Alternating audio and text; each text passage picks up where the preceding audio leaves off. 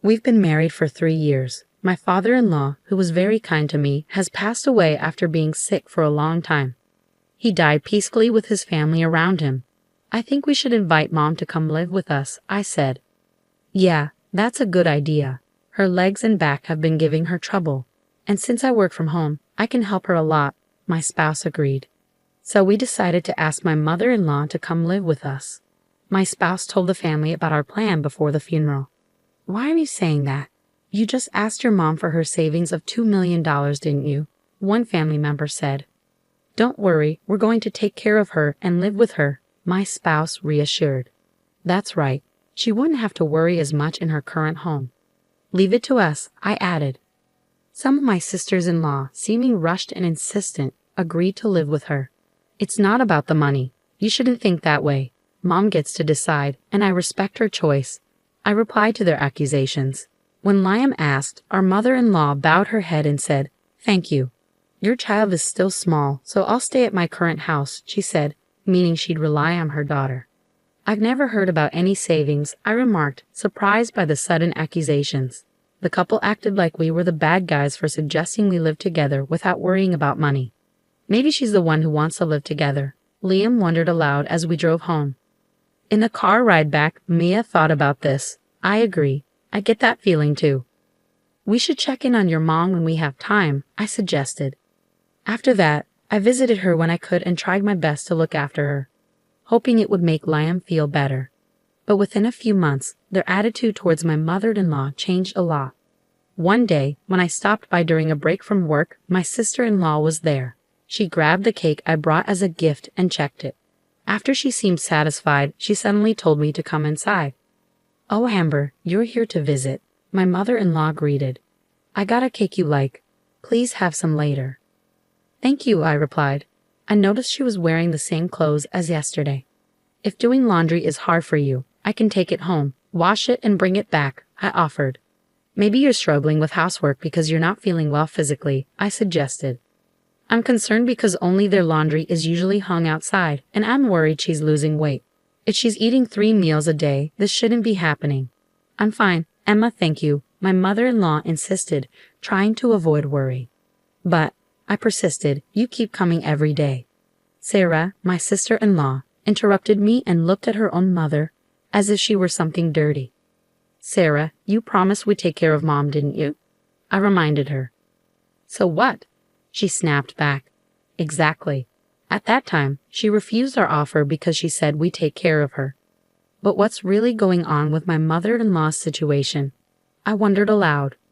Because Mama's savings were used to buy a new car, so now she's a poor old woman with no money. Get it? You wanted to call her in, but it costs money now, so you don't want her anymore, Sarah accused, her tone accusatory. What the heck? Saying things like that.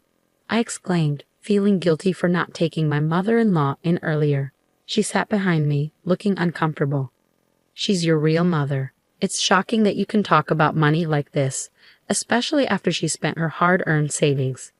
Please be careful with your words when you say you don't need her. Please think more about Mom, I urged. You're so annoying, Sarah grumbled, seeming unwilling to have a reasonable conversation. Not wanting to make things more uncomfortable, I called Liam to explain, and we decided to bring her to our house starting today.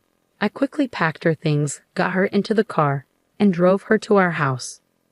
My sister-in-law didn't seem to realize how insensitive she was being, and my mother-in-law was surprised by how quickly I acted. After that, our family of 4, including my mother-in-law, began living together. Emma, I'm sorry for being a burden, especially when your child is still young. And you have to take care of me too. My mother-in-law apologized. Why are you apologizing?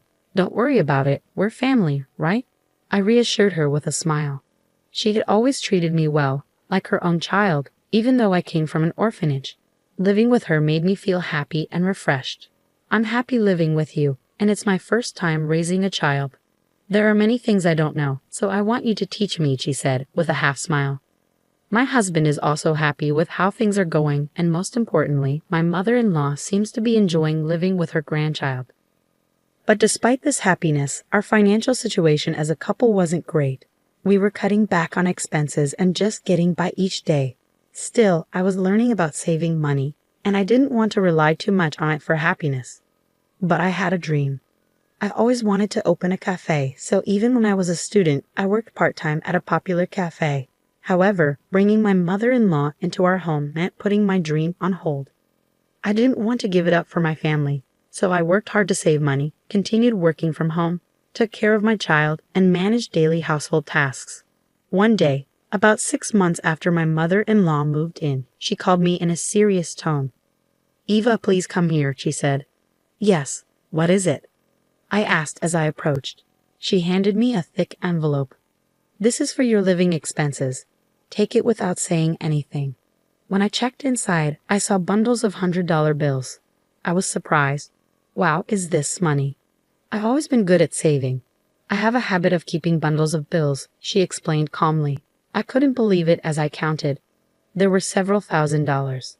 Indeed, when I counted, it was exactly $7,000, she confirmed with a smile. "I can't accept this much," I protested, trying to refuse, but she stopped me. "I'm sorry for testing you. I was planning to see how you manage finances for a year, but I don't need to worry anymore. By giving you more money for living expenses, I made you stick to strict saving habits. I didn't want to burden you anymore. Please accept it. I'll cover the living expenses. How about $2,000? She suggested. I stared at my mother-in-law, stunned. "Oh no, I don't need $2,000, but why so much money?" I was still a bit confused. She explained that she won the lottery and started studying popular investment strategies. It turned out to be profitable. She actually had $80,000 in savings in a bank account and invested in stocks through the bank. My sister-in-law, hoping to inherit money from her father, set up a fake $20,000 to test their financial responsibility. When she gave them $200,000 for their future expenses, they couldn't make it last even a week. Even my father-in-law, before he passed away, was aware of my sister-in-law and her husband's spending habits. He mentioned the possibility of cutting them off if they tried to take all his inheritance. My mother-in-law thought it might happen. "But you don't put money first," my mother-in-law continued. "I was surprised but really happy when you refused to take the money out. That's why I want you to accept it. And I also want to help you achieve your dream." My mother-in-law must have heard about my dream from my husband. But is it okay to accept her generosity? I wondered. After discussing it with my husband, we decided to save the money for the future. When I told my mother-in-law, she understood and agreed. A few days later, my sister-in-law and her husband showed up unexpectedly, demanding to move back in with my mother-in-law. Luckily, my husband was home that day, so he handled the situation, and they left without causing any trouble. But I couldn't shake my concern for them. When my mother-in-law saw them, she suggested that we set a specific day for their visits since they might come again soon. Eventually, they agreed, and they came on the agreed-upon day and time. As soon as they entered the house, my sister-in-law demanded, "Pack up quickly, we're going home right now," without even saying hello. But my mother-in-law calmly responded, "What I was waiting for was, we've been waiting for you. Please have a seat." "How dare you? Who are you?" My sister-in-law snapped. "I'm John, an attorney," a voice from the next room replied.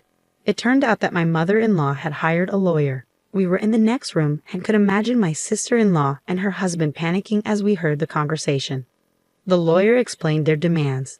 "We won't give away any current assets. They must repay the entire $2,000 they spent, and they have to leave the home they are occupying now." "No way, ma'am. I'm your daughter. How can you cut ties like that when your own daughter is in trouble?" My sister-in-law countered loudly. "Please reconsider," my brother-in-law added, raising his voice, which was unusual for him. But my mother-in-law remained unfazed and spoke calmly. "If that's the case, then you've forgotten what you did to me. Do you remember? I'm an elderly woman with no money. You said you didn't need money because I didn't. Despite having debts, you used the living expenses I gave you to buy a new car. And now I hear that your debts have more than doubled. You don't know how to handle money.